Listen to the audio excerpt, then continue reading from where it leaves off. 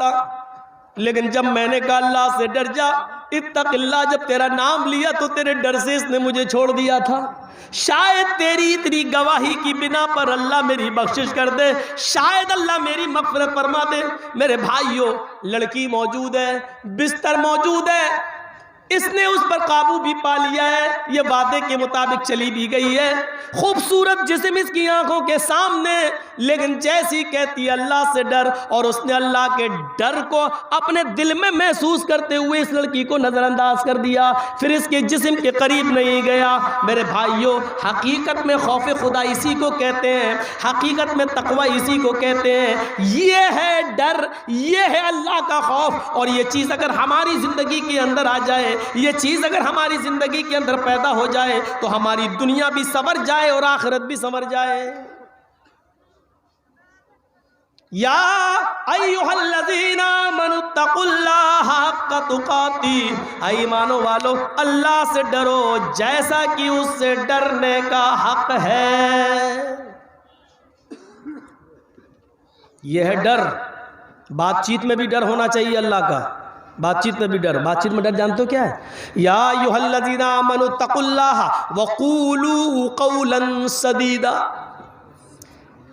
ऐ ईमान वालो, अल्लाह से डरो और जब भी बात करो तो बिल्कुल दुरुस्त और सीधी बात करो।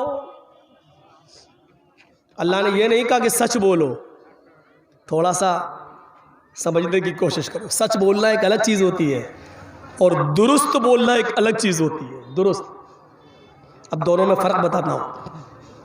अल्लाह ने क्या कहा? क़ूलू क़ौलन सदीदा, जब भी बोलो तो सीधे सीधे बोलो, दुरुस्त बोलो। पुलिस मौलाना जर्जीस को ढूंढ रही है और पहचानती नहीं है। एक मिसाल दे रहा हूँ, ढूंढ नहीं रही है। यूपी में थोड़ी परेशानी होती है, लेकिन बंगाल में नहीं। यूपी में तो डॉक्टर कफील जैसे बेचारे परेशान हो जाते हैं। हम भी कभी कभी सलाह दिल में इरादा कर लेते हैं कि अब बंगाल ही में शिफ्ट हो जाऊं, यही महफूज हो।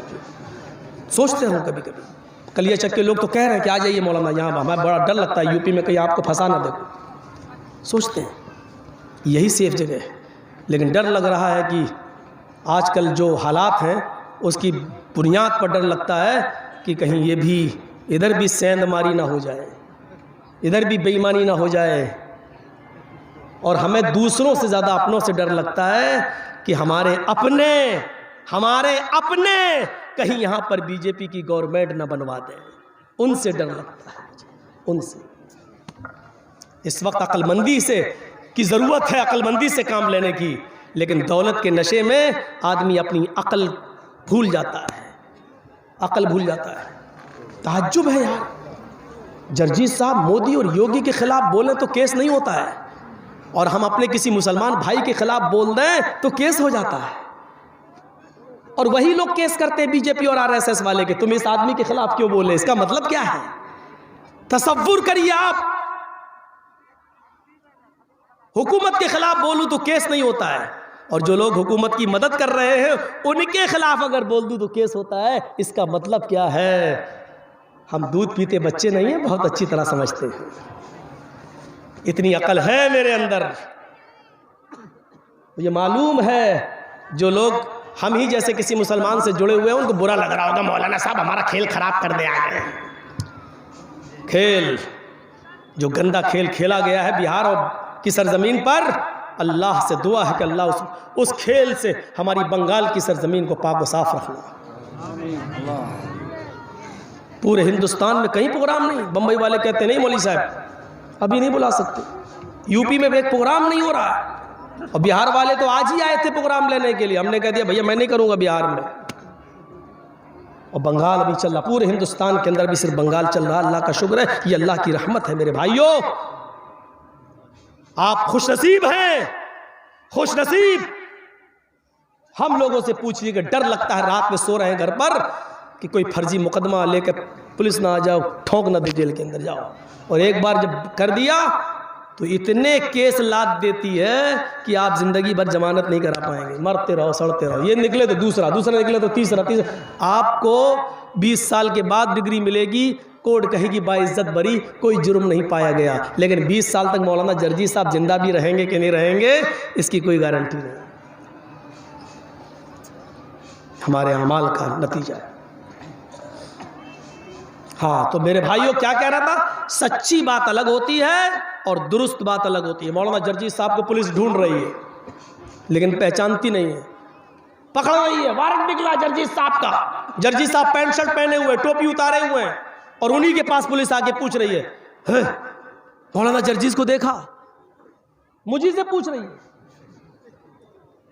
और मैं बहुत सच्चा इंसान, मैं चाहता हूं कि झूठ भी ना बोलूं और नाम भी ना बताऊं। अब ऐसा कौन सा रास्ता इस्तेमाल करूं? तो मौलाना जर्जीस ने 2 कदम पीछे हट गए। पुलिस वाले से पूछा, जी क्या कह रहे हो? 2 कदम हट गए हम। फिर पुलिस वाले से पूछा, जी किसको पूछ रहे हो? मौलाना जर्जीस को देखा? अभी तो यहीं थे। 2 कदम हम हट गए और फिर हाँ क्या पूछा आपने? कहा मौलाना जर्जीस को देखा? हाँ अभी तो यहीं थे। अब वो क्या समझा, अरे अभी थे, पकड़ चल इधर उधर, बच गए। झूठ नहीं है, हकीकत देखा जाए, दिमाग से सोचो तो ये झूठ नहीं है, लेकिन कुरान और हदीस की रोशनी में देखा जाए तो ये झूठ है। ये झूठ है क्योंकि उसने मौलाना जर्जीस को पूछा और आप जानते हैं कि वो क्या पूछ रहा है और किसको पूछ रहा है। आपका जवाब सीधे सीधे ये होना चाहिए था कि हाँ मैं ही हूं। आपने कहा अभी तो यहां थे। आपने उसकी बात का सीधे सीधे जवाब नहीं दिया, घुमा के जवाब दिया। अल्लाह ताला क्या कहता है कि जब भी बोलो तो सीधे सीधे बोलो, दुरुस्त बोलो। यहां ये नहीं कहा जा रहा कि सच बोलो। मौलाना जर्जी साहब कोई बिजनेस करते हैं, माल लाते हैं, मालदा बेचते हैं, कलिया चक बेचते हैं। अब हमारे इटावा में कोई आदमी मुझसे कहता कि साहब माल लेके, अरे कल कहाँ थे? मैं नहीं बताना चाहता कि कलिया चक था, मैं नहीं बताना चाह रहा हूँ कि मैं मालदा था।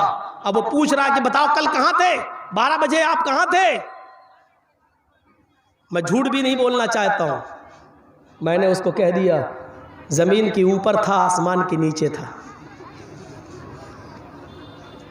हकीकत में दिमाग लगा के देखा जाए तो ये झूठ नहीं है। अरे मैं था तो ज़मीन के ऊपर ही था और आसमान के नीचे ही था, लेकिन सच्चाई ये है कि ये झूठ है, क्योंकि ये तो वो भी जानता है कि आप ज़मीन के ऊपर थे और आसमान के नीचे थे। वो ये नहीं जानना चाहता है कि आप किस ज़मीन के, और ये जानना चाहता है कि आप दिन के 12 बजे कौन से शहर में, कौन से मार्केट में, कौन से बाजार में थे। आपको अगर नहीं बताना है तो साफ कह दीजिए कि मैं नहीं बता सकता, मैं कहाँ था मैं आपको नहीं बता सकता। इसमें कोई बुराई नहीं है। आप सच बोल दीजिए मैं आपको नहीं बता सकता, भाई मैं नहीं बताऊंगा। लेकिन आप ये मत कहिए ज़मीन के ऊपर और आसमान के नीचे। इस तरीके से बहुत से लोगों ने बहुत से मसले हल कर दिए, बहुत से बड़े बड़े मसले हल हो गए। कुरान कहता है या अय्युहल्लज़ीना आमनुत्तकुल्लाह हक़्क़ तुक़ातिह वला तमूतुन, या अय्युहल्लज़ीना आमनुत्तकुल्लाह वक़ूलू क़ौलन सदीदा। अहले ईमान अल्लाह से डरो और जब भी बात करो तो दुरुस्त बात करो, सीधी बात करो। क़ौलन सदीदा, सदीद तस्दीदुस सहम। कभी आपने तीर को देखा? तीर उसको अरबी में क्या कहते हैं? सहम। कमान में लगाया, अब इस रॉड में हमें मारना है। ये ट्यूबलाइट जो जल रही है, कमान से तीर को हमने छोड़ा तो तीर बिल्कुल सीधे जाएगा, सीधे इधर उधर नहीं होएगा, सीधे जाएगा और ट्यूबलाइट से टकराएगा, ट्यूबलाइट फूट जाएगी। तो जैसे कमान से तीर निकलता है वो बिल्कुल सीधे निशाने पर जाता है, ऐसे ही तुम्हारे मुंह से जो बात निकले वो सीधे कहने वाले की मर्जी के मुताबिक हो, उसके पूछने के मुआफिक हो, दाएं बाएं नहीं। यह है तकवा, यह है परहेजगारी। सीधे सीधे बोलिए, घुमा फिरा के नहीं, घुमा फिरा के नहीं। जैसे शेख अब्दुल कादिर जिलानी बगदादी रहमतुल्लाह अलैह जब 12 साल की उम्र में थे और काफिले के साथ सफ़र कर रहे थे, चोरों ने काफिले को लूटा तो इनसे पूछा 12 साल के बच्चे से, अब्दुल कादिर जिलानी से, तेरे पास भी कुछ है? उसने कहा हाँ है। क्या है? सीधे सीधे जवाब, 40 अशरफियाँ हैं। कहाँ है? मेरे कुर्ते के अस्तर में, यहाँ मेरी माँ ने सिल दी है। फाड़ के देखा तो 40 अशरफी। बेटा तुमने सीधे सीधे बता दिया, साफ साफ बता दिया, तुम्हारे ऊपर तो मुझे शक भी नहीं हो सकता था, तुमने साफ साफ क्यों बता दिया? उस बच्चे ने क्या कहा? चलते वक्त मेरी माँ ने मुझे नसीहत की थी कि बेटा हालात चाहे कितने खराब हो लेकिन कभी झूठ मत बोलना। माँ अपने 12 साल के बच्चे को छोड़ रही है और काफिले के हवाले कर रही है, तो अपने 12 साल के बच्चे को तकवे का दर्स दे रही है, अल्लाह से डरने का दर्स दे रही है। आजकल की माएँ अपने बच्चों को 12 साल की उम्र में पैंट की चैन खोल के खड़े होकर पेशाब करवाती है नाली में। ये आजकल की माँ है, कहां से इनके अंदर डर पैदा होगा? वो 12 साल का बच्चा और उसकी माँ कह रही है बेटे हालात चाहे कितने खराब हो लेकिन कभी झूठ मत बोलना। और अल्लाह ने इस बच्चे को जब सच बोलने की तौफीक दी और दुरुस्त बात कहने की तौफीक दी तो इसका नतीजा ये निकला कि चोरों के सरदार पर, डाकुओं के सरदार पर इसका ऐसा असर पड़ा कि उसने कहा आय अल्लाह, इस बच्चे ने रास्ते में अपनी माँ का इतना कहना माना, इतना कहना, और हम तो आज तक तेरी नाफरमानी करते आए हैं, मजबूर लोगों का माल लूटते आए हैं, बेकस और बेसहारा लोगों को हमने और बेसहारा कर दिया है। आय अल्लाह से हम तौबा कर रहे हैं और सबका लूटा हुआ माल उनको वापस कर दिया। मेरे प्यारे साथियों, और वो सब पक्के सच्चे नमाजी बन गए, परहेजगार बन गए, मुत्तकी बन गए। ये एक 12 साल के बच्चे को उसकी माँ ने जो नसीहत की थी उसने उस पर अमल करके दिखाया। ये है तकवा, ये है परहेजगारी जो हमारी जिंदगियों में नहीं आता है।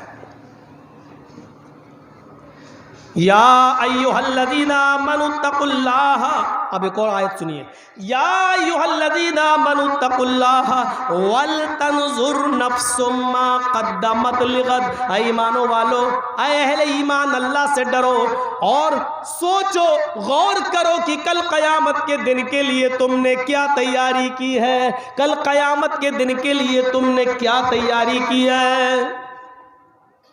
यहया इब्ने अय्यूब खुरासान के दरवाजे के बाहर बैठ जाते हैं। खुरासान के दरवाजे के पास एक कब्रिस्तान है, और सुनिए बड़ा दिलचस्प वाक़या सुना रहा हूं आज आपको। खुरासान के दरवाजे पर बैठ गए, रोजाना ये बैठ जाते थे और वहां से कब्रिस्तान सामने दिखाई देता था। ये रोजाना रात में खुरासान के दरवाजे पर बैठ जाते थे और रात के अंदर कब्रिस्तान का दीदार करते थे। कब्रिस्तान का दीदार करते थे, अंधेरे में कब्रों को देखते थे और अपनी मौत को याद करते थे कि हमें भी एक दिन यहाँ आना है, हमें भी एक दिन यहाँ दफन होना है।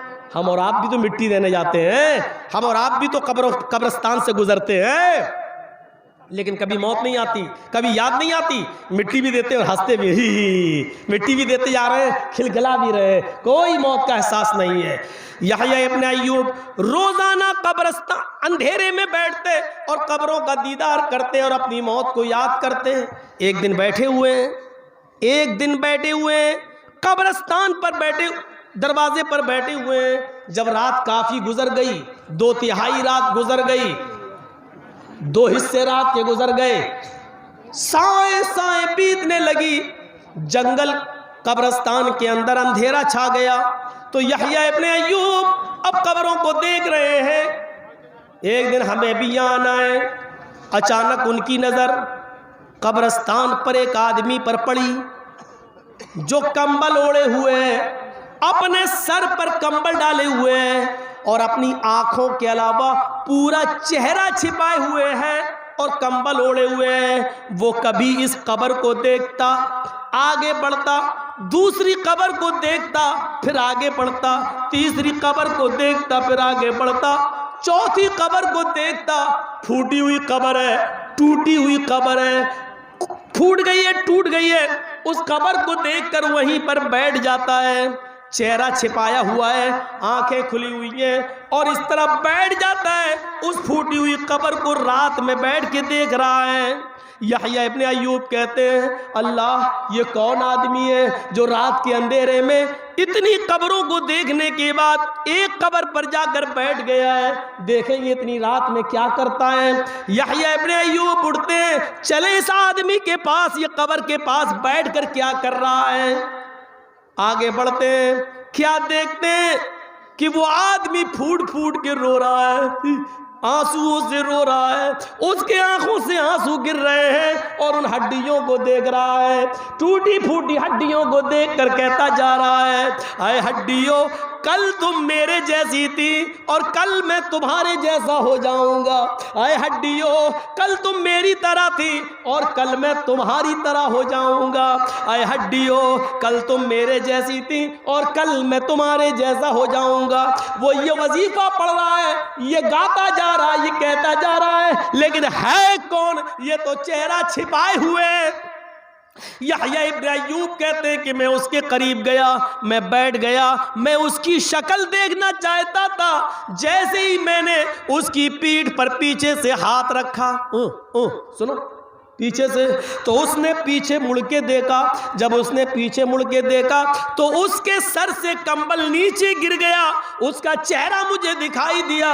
मुझे पहचानने में देर न लगी, ये मेरे बचपन का दोस्त निकला, ये सादून निकला, ये मेरे बचपन का दोस्त है। लेकिन ये रात में इस फूटी हुई कब्र के पास आकर रोता था, इसका इल्म मुझे भी नहीं था। उस सादून को मैं पहचान गया। मैंने कहा, सादून, ये क्या हाल है तुम्हारा, ये तुम क्या कर रहे हो? सादून कहते हैं, यहया, आज इन मुर्दों की हालत देखकर रो लेना उस दिन के रोने से बेहतर है। कल जब हमारे पास अमल की कमी हो और मैदान महशर में हमें रोना पड़े, उस दिन रोने से बेहतर है आज इन मुर्दों की हालत को देखकर रो लो और इबरत हासिल कर लो, कुछ तकवा अख्तियार कर लो, अपनी जिंदगी में इनकलाब पैदा कर लो। सुनो, ये चले गए, इनके अमल इनके साथ हैं, इनसे इबरत हासिल कर लो। यहया, उस दिन क्या होगा? वइज़ा सुहुफ़ु नुशिरत, जब हमारे सहीफे खोले जाएंगे, हमारे रजिस्टर खोले जाएंगे, नामे अमाल हमारे हाथों में दिया जाएगा। उस दिन हमारा क्या होगा? उस दिन हमारा क्या होगा? हम अच्छे अमल की वजह से जन्नत में जाएंगे या बुरे अमल की वजह से जहन्नम में जाएंगे? यहया कहते हैं कि इतना सुनने के बाद सादून की बात, यहया रोने लगे। इतना रोए, इतना रोए, इतना रोए, इतना रोए कि रोते रोते बेहोश हो गए।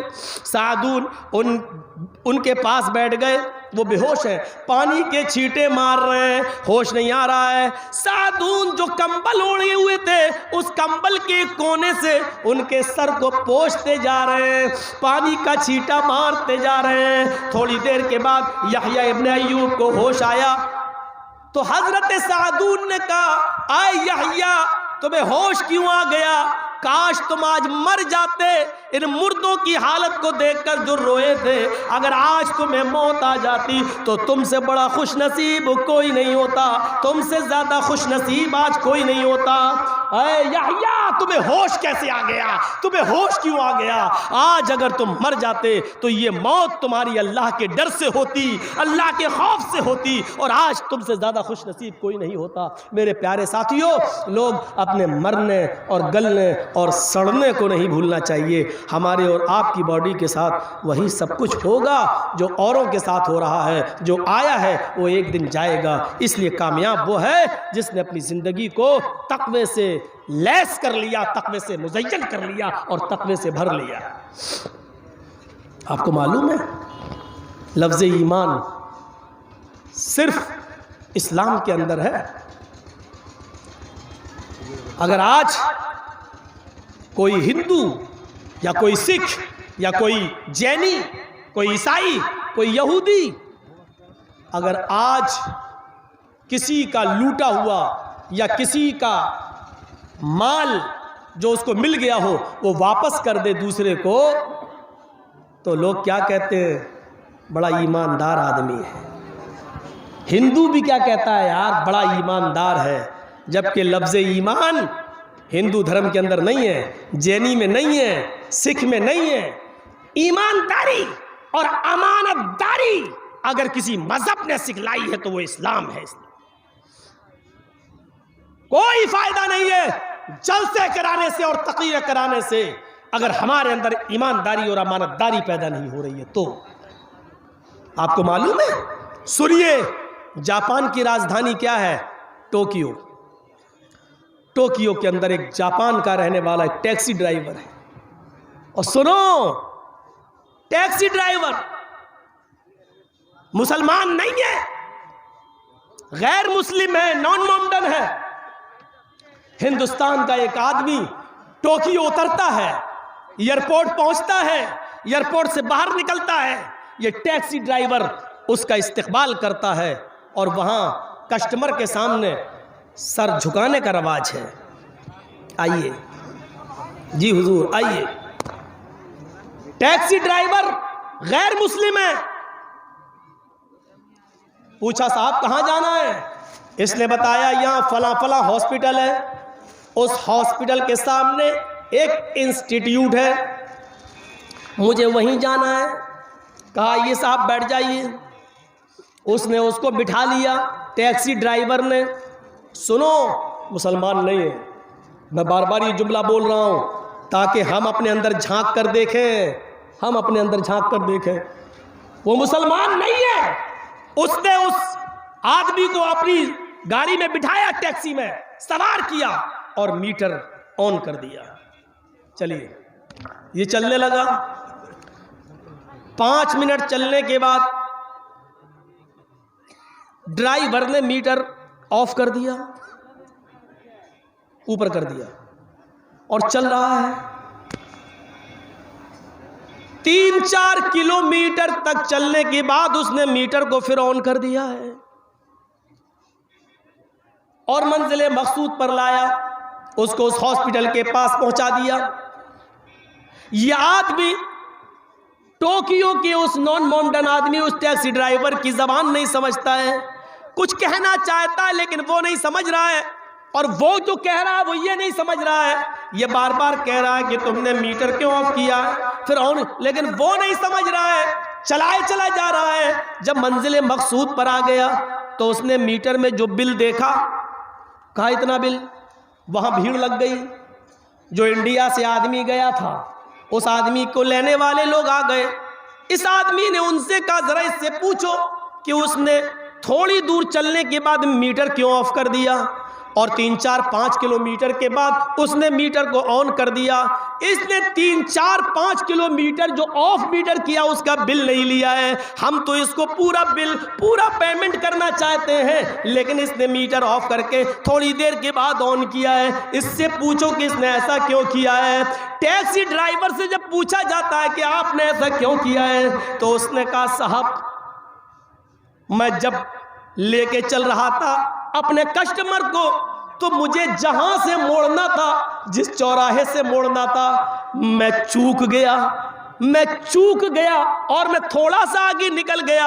अब अगर पीछे आता तो मुझे भारी जुर्माना देना पड़ता, इसलिए मुझे आगे ही बढ़ना था, और आगे बढ़ने के बाद जो टर्न हमें लेना था वो 3-4-5 किलोमीटर से पहले नहीं था, इसलिए मैंने मीटर ऑफ कर दिया, क्योंकि ये मेरी गलती थी, ये मेरी चूक थी। तो मैं अपनी गलती और अपनी चूक का पेमेंट इससे कैसे ले लूं? तो 4-5 किलोमीटर जो मैं लेके चला इसको, और जब फिर मैं उसी मोड़ पे आया जहां आना था, वहां फिर मैंने मीटर ऑन कर दिया, और जो 5 किलोमीटर जो मैंने मजीद इसको लेके चला वो मेरी गलती थी, इसलिए मैं अपनी गलती का बिल इससे नहीं ले सकता साहब। ये हमने नहीं सीखा है, ये मेरी माँ और बाप ने नहीं। ईमान वही नहीं है जो हम कलमा पढ़ने के बाद इस्तेमाल करते हैं। इस आदमी ने 40 दिन का चिल्ला नहीं लगाया था, इस आदमी ने 4 महीने की जमात में शिरकत नहीं की थी, इस आदमी ने कलमा नहीं पढ़ा था, इस आदमी की लंबी दाढ़ी नहीं थी, इस आदमी के सर पे टोपी नहीं थी, लेकिन था तो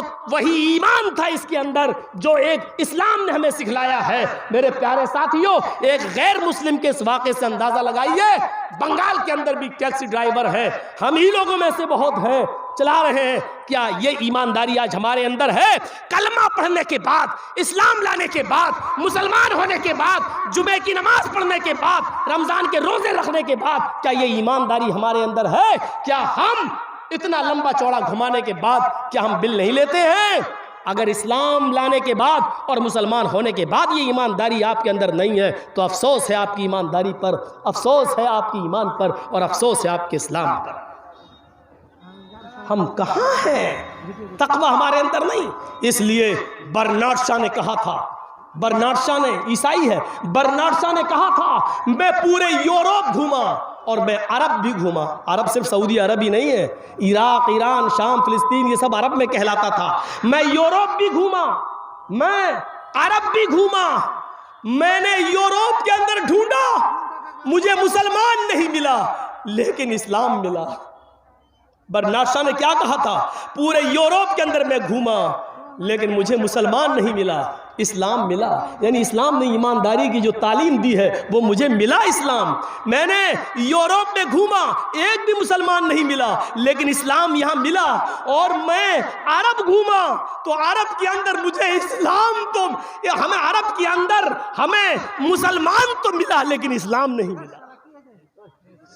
अरब के अंदर मुझे मुसलमान तो मिला लेकिन इस्लाम नहीं मिला। यूरोप के अंदर मुझे इस्लाम मिला लेकिन मुसलमान नहीं मिला। मेरे भाइयों, हम इस्लाम को तो मानते हैं लेकिन मुसलमान नहीं हैं। और बहुत से लोग मुसलमान नहीं हैं लेकिन इस्लाम की तालीम पे वो अमल कर रहे हैं। हमें टूथ ब्रश चाहिए और स्टेशनों पे चले जाओ तो हिंदू भाइयों को मिसवाक करते हुए देखो। बाबा रामदेव ने आज तक टूथपेस्ट नहीं किया। पतंजलि दंत मंजन बना रहा है लेकिन खुद नीम की दातून करता है। मेरे प्यारे साथियों, हमें बाबा रामदेव की जिंदगी में इस्लाम दिखा। यह अलग बात है कि बाबा रामदेव मुसलमान नहीं है। हमारी जिंदगी में इस्लाम भी दिखे और ईमान भी दिखे तो हमारी जिंदगी कामयाब है, हमारी जिंदगी कामयाब है। अमानतदारी हमारे अंदर नहीं। तसव्वुर करें आप, डॉक्टर शिव शक्ति स्वरूप भोपाल के अंदर MBBS MS डॉक्टर सर्जन, उनकी बेटी भी MBBS MS, और जब इस्लाम लाए अल्लाह ने तौफीक दी तो MBBS MS होने के बाद उनकी बेटी तसव्वुर करो आप, ऐसा हिजाब और ऐसा बुर्का पहनती है, ऐसा नकाब ओढ़ती है कि MBBS MS होने के बाद भी उसके हाथों की हथेलियां कोई नहीं देख सकता है। ये गैर मुस्लिम है। इस्लाम लाती है तो इस्लाम इनके अंदर ऐसा पैबस्त हो गया कि आज उनकी लड़की इस्लाम लाने के बाद, MS करने के बाद भी उसके हाथ की उंगलियां, हथेलियां नहीं दिखती हैं। यहाँ पैदाइशी मुसलमान हैं, इस्लाम से लैस हैं, मुसलमान हैं, लेकिन हमारी माँ बहनों के चेहरों को, उनके हाथ की आस्तीन और बाहों को, उनके घुटनों से ऊपर कपड़े और स्कर्ट को, उनकी जीन्स को, उनकी लेगी को आज इस्लामी जलसों में और दीनी जलसों में, बाजारों में भी देखा जा सकता है। अभी देखा जा सकता है। रात के 11:30 बजे सड़क के बाहर, इस जलसे के बाहर निकलो तो यहां पर भी देखा जा सकता है। ये हमारा इस्लाम है, ये हमारे घर की मां बहन बेटियों का हाल है। शर्म मगर मुझे नहीं आती है और हम अपने आप को मुसलमान कहते हैं। मेरे भाइयों, ये इबरत हमें लेना पड़ेगी, ये एहसास हमें अपने अंदर पैदा करना पड़ेगा और ये तुम्हें सुनना पड़ेगा। तुम्हें नहीं, तुम्हारे बाप को भी सुनना पड़ेगा। जब तक इस कुर्सी पर हम बैठे हैं, ये अथॉरिटी, ये पावर मुझे है और ये जनाब मोहम्मद रसूलुल्लाह ने पावर दिया है मुझे, ये तुम्हें सुनना पड़ेगा। गाली देना हो तो कल चाय की होटल पे चाय पीते वक्त दे लेना मुझे गाली, तुम्हारे लिए रास्ते खुले हुए हैं गाली देने के, लेकिन ये पावर मुझे है जो मैं तुम्हें नहीं दे सकता। ये सुनना पड़ेगा तुम्हें। एक गैर मुस्लिम लड़की जब इस्लाम लाती है तो डॉक्टर के बावजूद लोगों के लिए आइडियल बन जाती है, नमूना बन जाती है। और हमारी मुसलमान माँ बहनें, बेटियां, तसव्वुर करो कौन सा दस्तूर है। सब जलसे में है। कौन आ रहा है? बहनोई साली को ला रहा है। वे तेरे बाप का राज चल रहा है। भाभी जलसा सुनने आई है, किसके साथ आई है? देवर के साथ आई है। शर्म नहीं आई तुझे? जलसा सुनने आ रही है और देवर के साथ आ रही है। जिस देवर को कुरान, अल्लाह के रसूल ने कहा हमवुल मौत, दूसरों से पर्दे में थोड़ी बहुत कमी हो जाए तो बर्दाश्त कर ली जाएगी, लेकिन देवर से पर्दे में कमी नहीं होना चाहिए। देवर भाभी के लिए मौत है और भाभी देवर की बाइक पे बैठ के आ रही है। शादी के बाद आपकी सगी बीवी और आपकी बीवी की सगी बहन भी अपनी बहन के साथ बैठकर आपके साथ खाना नहीं खा सकती है। कहां हैं आप? मौलाना जर्जीस की बीवी मेरे साथ खाना खा रही है और जर्जीस साहब की बीवी अपनी बहन को यानी मेरी साली को भी लाकर अपने साथ खाना खिला रही है। तो मौलाना जर्जीस के लिए जायज नहीं है कि अपनी बीवी की मौजूदगी में भी अपनी साली को अपने साथ बैठ के खाना खिलाए। बीवी की मौजूदगी में भी जायज नहीं है। तुम तो बीवी की गैर मौजूदगी में सालियों को मालदा घुमाते हो, मेलों में ले जाते हो, और घर का वो बड़ा आदमी जिसने अपनी बेटी अपने दामाद को दी है वो अपनी साली भी अपने दामाद के साथ भेज देता है। सबसे बड़ा भड़ुआ ये आदमी है। ये ससुर भड़ुआ है जो अपनी साली को अपनी बेटी को दामाद के साथ भेज रहा है, बीवी को नहीं। इसको भड़ुआ कहा अल्लाह के रसूल ने। दयूस, भड़ुआ। दयूस तो नहीं समझोगे ना, भड़ुआ। खुल के बोलता हूं, भड़ुआ। शर्म नहीं आती, शर्म। साहब हेलो भैया, हाँ दिल्ली में हो? मौलाना जर्जीस साहब आए हुए, जलसा है। भाभी आपकी बीवी भाभी कह रही है मुझे जलसे में जाना, मैं ले जाऊं? दिल्ली से कह रहा हाँ ले जा। इतना एतबार भाई पर? तुझे एतबार हो सकता है लेकिन शरीयत को एतबार नहीं है। मोहम्मद रसूलुल्लाह को एतबार नहीं है। शरीयत अपनी जगह पर है, अपनी जगह पर। टोक्यो के इस वाक़े को सामने रखिए। कोई हिंदू है बेचारा, उसके अंदर ईमानदारी है, उसके अंदर इस्लाम पाया जा रहा है, लेकिन वो मुसलमान नहीं। हमारे अंदर हम मुसलमान हैं लेकिन हमारे अंदर इस्लाम नहीं। यूरोप के अंदर बर्नार्ड शॉ ने कहा, यूरोप के अंदर मैंने मुसलमान को ढूंढा, हमें नहीं मिला, लेकिन इस्लाम को ढूंढा तो मुझे हर हर घर में इस्लाम मिला, लेकिन मुसलमान नहीं मिला। अरब के अंदर मैंने जब तलाश किया तो अरब के अंदर में मुसलमान मिला, घर घर में मुझे मुसलमान मिला, लेकिन इस्लाम हमें देखने को नसीब नहीं हुआ। बर्नार्ड शॉ के इस कौल पर मैं कुर्बान जाता हूँ। उसने जो बात कही मुझे एतराफ़ है, हम मुसलमान हैं लेकिन इस्लाम हमारे अंदर नहीं है। और उस आदमियों के अंदर, यूरोप के अंदर इस्लाम तो घर घर में है लेकिन वहाँ मानने वाले मुसलमान नहीं है। इस्लाम की तालीमात पर अमल हो रहा है। मेरे भाइयों, ये कोरोना वायरस जो फैला नहीं है, फैलाया जा रहा है, इतना है नहीं जितना इसका हवा खड़ा किया जा रहा है, ताकि लोग रोजगार पर सवाल न करें, अर्थव्यवस्था पे सवाल न करें, हमारी पूछताछ न हो। भीड़, लाखों की भीड़ बिहार के चुनाव में हुई, तब तक कोरोना नहीं था, लेकिन जैसे ही चुनाव खत्म हुए कोरोना का हवा फिर खड़ा कर दिया गया है। इस कोरोना का एक ही इलाज है मेरे भाइयों। आज अमिताभ बच्चन की आवाज में तुम सुन रहे हो, अभी कोरोना खत्म नहीं हुआ है। जरा सी भी ढिलाई, ये फिल्मी दुनिया का हीरो आज ऐलान कर रहा है इसका जो इलाज हो तरीका ये बदला रहा है। ये तरीका तुम्हारे इस्लाम के अंदर मौजूद है। बार बार हाथ धोइए। ये बार बार हाथ धोने का मिजाज तुम्हें नमाज में नजर आएगा। 5 वक्त की नमाज पढ़िए और उसके बाद देखिए आप बार बार हाथ धोएंगे।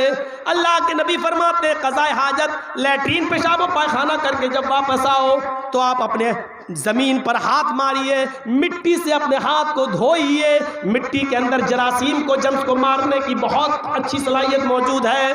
नाक में पानी डालिए, चढ़ाइए और नाक को झाड़िए। यह है कोरोना का इलाज। ये मास्क हम लगा रहे हैं मेरे भाइयों, ये कोरोना का एक इलाज ये भी है कि नाक में पानी डाल के आप झाड़िए नाक को। ये अंगूठा पकड़ के ऐसे कस के ये दबाइए। कस, हम ज़्यादा कस के नहीं करेंगे ना, निकल जाएगी। वैसे ही नज़ला हो रहा है, ऐसे पकड़े कस के, फिर ये पकड़िए ऐसे, ये वाली ये दबाइए।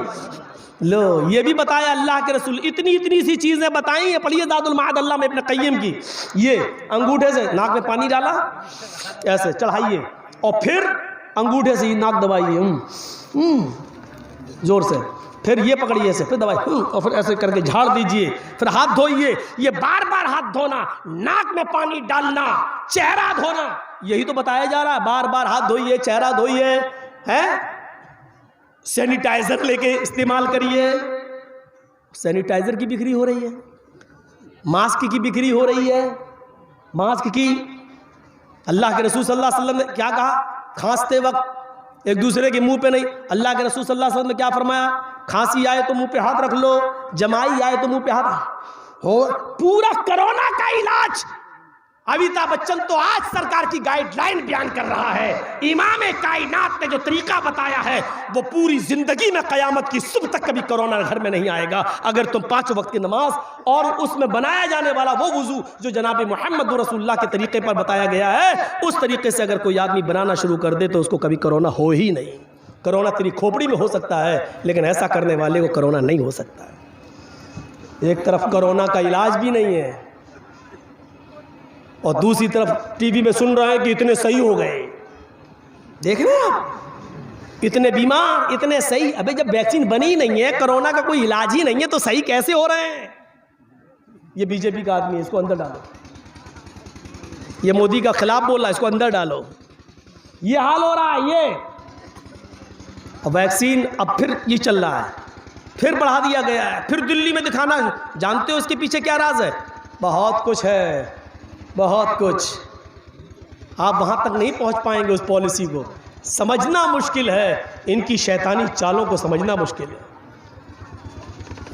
वल्लाह ये रात में जब अंधेरे कमरे में सोते होंगे तो इनके पास शैतान चल के आता होगा और बताता होगा। इनकी शैतानी चालों से हम वहां तक हमारा दिमाग पहुंच ही नहीं पाता। जहां तक हमारा दिमाग पहुंच पाता है उसके बाद इनकी शैतानी खोपड़ी उसके आगे से चलती है, उसके आगे से चलती है। या अय्युहल्लज़ीना आमनु तक़ुल्लाह वल तंजुर नफ्सुम मा क़द्दमत लिग़द। कल क़यामत के दिन के लिए तुमने कौन सी तैयारी कर रखी है? आइए तुम्हें एक तक़वे से भरा हुआ एक ऐसा वाक़या मैं तुम्हें सुनाऊं जो वाक़या हमारे दिलों को भी झंझोड़ देगा, हमारे ज़मीर को भी झंझोड़ देगा और हमारे अंदर जो गर्द गुबार बैठ गई है गुनाहों की उसको भी दूर करेगा इंशाअल्लाह। आइए मैं आपको एक ऐसे वाक़े की तरफ लेके चलता हूँ जो हमारे और आपके होश उड़ा दे। सुनिए, ऐसी मिसाल आपने नहीं सुनी होगी। मेरी माँ बहनें सुन रही हैं, पर्दे के अंदर बैठी हुई हैं, ज़रा गौर से सुने। मैं बहुत आहिस्ता और बहुत ठोस लफ्ज़ उर्दू के इस्तेमाल नहीं कर रहा हूँ, बहुत आसान हिंदी और उर्दू के वर्ड इस्तेमाल करता पड़ता मुझे बंगाल में, ताकि आप लोग समझ सकें। अब कोई उठेगा नहीं। ये वाक़या जब तक मैं सुना रहा हूँ तब तक कोई ना उठे। पेशाब अगर लग रहा हो तो यहीं कर लो, लेकिन उठो नहीं। ज़रा सुनिएगा, गौर से सुनना। खाने काबा जिन्होंने देखा होगा, गए होंगे, उन्होंने देखा है, और जिन्होंने वहाँ नहीं गए होंगे तो उन्होंने टीवी में, फ़ोटो में, पोस्टर में देखा होगा।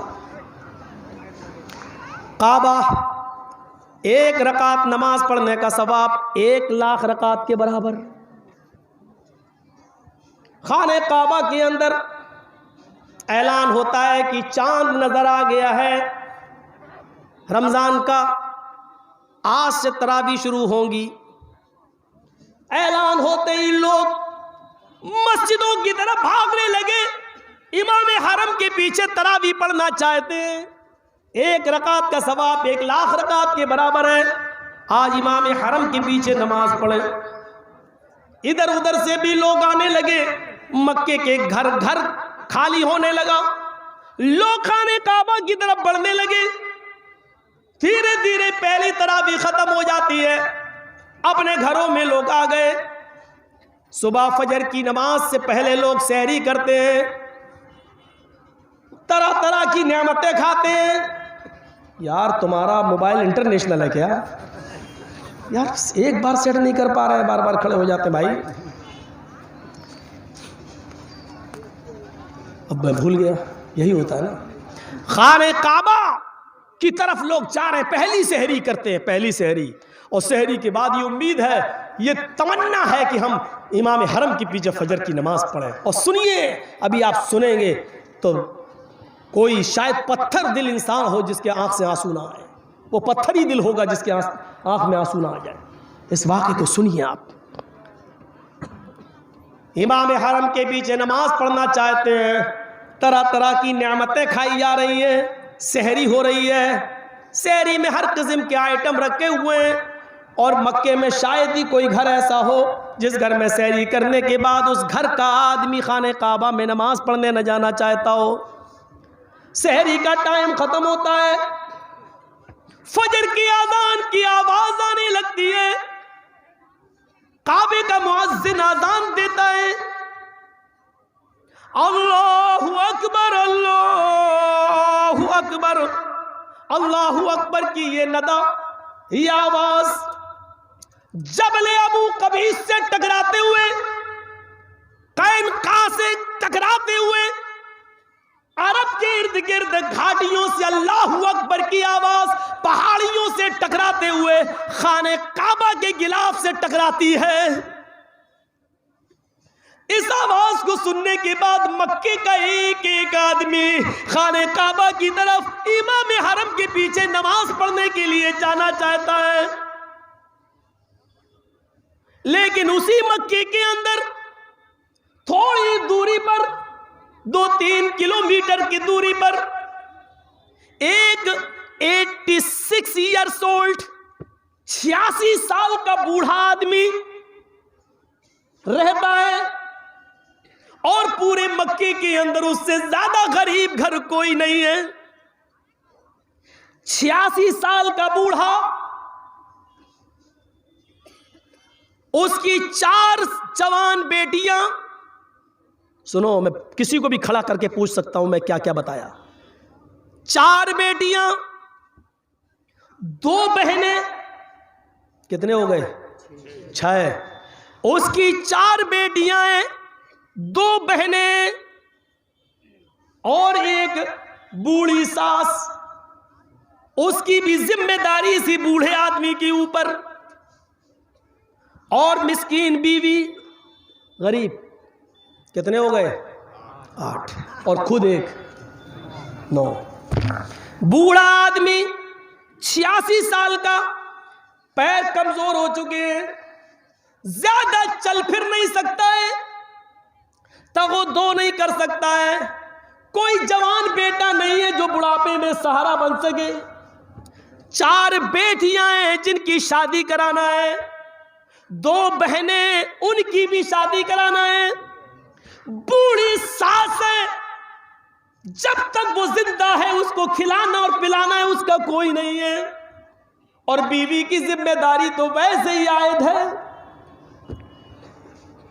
8 लोगों की किफालत इसके ऊपर। सुबह सहरी खाने के लिए इसके पास कुछ नहीं है, सूखी रोटी के टुकड़े,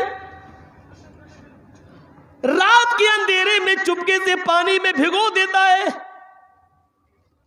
सहरी के टाइम पर उठकर सबको खिलाता है, खुद खाता है, पानी के चंद घूंट पीता है और रोजा रख लेता है।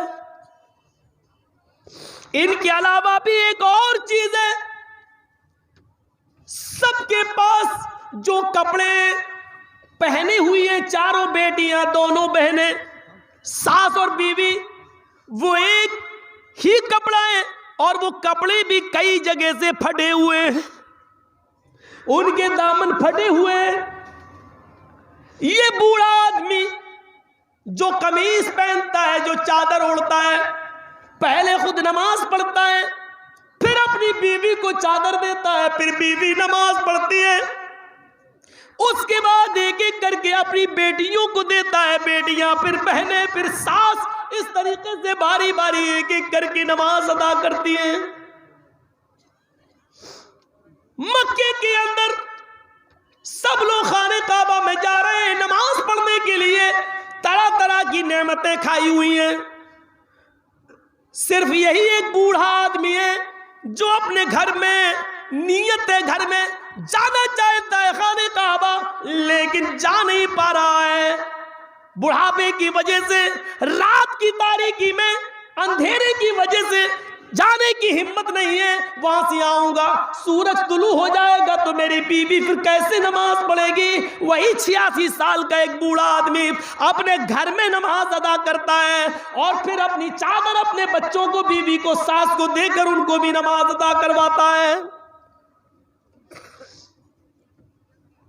उसके बाद कुरान की तिलावत करता है, बीवी करीब आकर बैठ जाती है। सहरी तो रूह के सूखे टुकड़ों से हो गई। मेरे शौहर आए अबुल गयास, 4 बेटियां हैं, 2 बहनें, बूढ़ी सास है, मैं हूं और खुदा पे रोजा इफ्तार कैसे होगा, शाम का खाना कैसे बनेगा। देखिए सूरज थोड़ा सा चमकने दीजिए, आप घर से बाहर निकलिए, शायद अल्लाह कुछ बरकत दे दे। कुछ मेहनत करिए, खजूर के सूखे टुकड़े मिल जाएं या रोटी के चंद टुकड़े मिल जाएं तो वो लेके आइए। बूढ़ा आदमी कुरान की तिलावत करके गुजरता है, आय अल्लाह मुझे कुछ मजदूरी दे दे, आय अल्लाह मुझे मजदूरी दिला दे, मैं हराम रोजी नहीं कमाना चाहता, अल्लाह मुझे कुछ मजदूरी दिला दे, मैं अपने बीवी बच्चों का, बेटी का, बहनों का पेट भरना चाहता हूं। ये दुआ करके घर से निकलता है, एक एक दरवाजे पे जाकर कहता है तुम्हारे पास कोई काम हो तो बताओ, बर्तन मांजने का हो वो बताओ, सामान उठाने का हो वो बताओ। लोग काम तो करवाना चाहते हैं, लेकिन उम्र देखते हैं 86 साल, ये क्या काम करेगा। 5 मिनट का काम 1 घंटे में करेगा। शक्ल देखते हैं, जिंदगी देखते हैं, बुढ़ापा देखते हैं, लागरी देखते हैं, कमजोरी देखते हैं, वीकनेस देखते हैं, मना कर देते हैं मेरे पास कोई काम नहीं। तकरीबन 9-10 बजे का ऐसे कोई टाइम होगा, कोई मजदूरी देने के लिए तैयार नहीं। ढूंढते ढूंढते एक जंगल की तरफ पहुंच जाता है, सहरा है, जंगल है, वहीं बैठ जाता है। कमजोर है, बैठ जाता है, मुझे मौत ही आ जाए। लेकिन आलिम है, तजर्बेकार है, इल्म से वाकिफ है, कहता है हम मौत की दुआ भी तो नहीं कर सकते। थोड़ी देर के लिए सोचता है कि खुदकुशी कर लूं, मर जाऊं, कम से कम इन झमेलों से तो मेरी जिंदगी दूर होगी। फिर सोचता है कि अगर खुदकुशी करके मर गया तो अपने रब को क्या मुंह दिखाऊंगा, ये भी तो हराम है। एक लकड़ी का तिनका हाथ में लेता है, जमीन कुरेदने लगता है और सोचने लगता है अल्लाह मैं क्या करूं। थोड़ी देर के बाद सोचता है कि घर जाऊंगा, 4 बेटियां हैं, 2 बहनें, बीवी है, सास है, पूछेगी क्या कमा कर लाए हो, क्या जवाब दूंगा। जमीन कुरेदता जा रहा है और ये सोचता जा रहा है, अचानक इसका हाथ किसी चीज से टकराता है। जमीन कुरेद रहा है और कुरेदते कुरेदते अचानक इसका हाथ टकराता है। थोड़ी देर के लिए डर गया, ये कोई सांप है। फिर ये सोचकर हाथ आगे बढ़ा दिया, सांप ही हो डस ले, एक बार डसेगा मैं मर जाऊंगा उसके जहर से, ये खुदकुशी तो नहीं कहलाएगी, हमने तो कोई जानबूझकर हाथ नहीं बढ़ाया। ये सोचकर उसने हाथ आगे बढ़ा दिया, लेकिन वो सांप नहीं, एक बेल्ट मिली। उसको उर्दू में होमियानी बोलते हैं, आपके यहाँ उसको क्या कुछ बोलते होंगे, चमड़े की होती है। हाजी लोग जब हज करने जाते हैं तो वो बेल्ट नुमा होती है ना, वो यहाँ कुछ रख लो सामान अमान और कमर पे बांध लेते हैं, उसको उर्दू में होमियानी कहते हैं। तो मैं वही लफ्ज़ बोलूँगा होमियानी, आप समझे, आप अपने हिसाब से उसको समझते रहिएगा। क्या बोलते हैं, अब जो भी बोलते हो। तो वो थैली, अचानक उसने हाथ जैसे ही बढ़ाया तो पता चला कि वो थैली है। उसने कहा देख ले, हाथ लगा के उठा लिया, खोला, खोलता है तो क्या देखता है, उसमें सोने के सिक्के हैं, जिसको दीनार कहते हैं। दीनार, दीनार अशरफी अलग चीज होती है, दिरहम अलग होता है, दीनार अलग। दीनार सोने का सिक्का, दीनार। वो गिनने बैठ गया, जब गिनता है तो पूरा 1000 दीनार थोड़ी देर के लिए चेहरे पर खुशी आती है, अल्लाह मेरी गरीबी के दिन कट गए, 1000 सोने के दीनार मुझे मिल गए, अब मेरी बेटियों की, मेरी बहनों की शादी आराम से हो जाएगी और मेरी जिंदगी भी आसानी से अब कट जाएगी। लेकिन ये खुशी थोड़ी देर के लिए थी। आलिम था, जानता था मसला, और आप भी मसला याद रखना। आया अबुल गयास, ये माल तेरा नहीं है, इसको कहते हैं तकवा। यहां मिल जाए रफू चक्कर।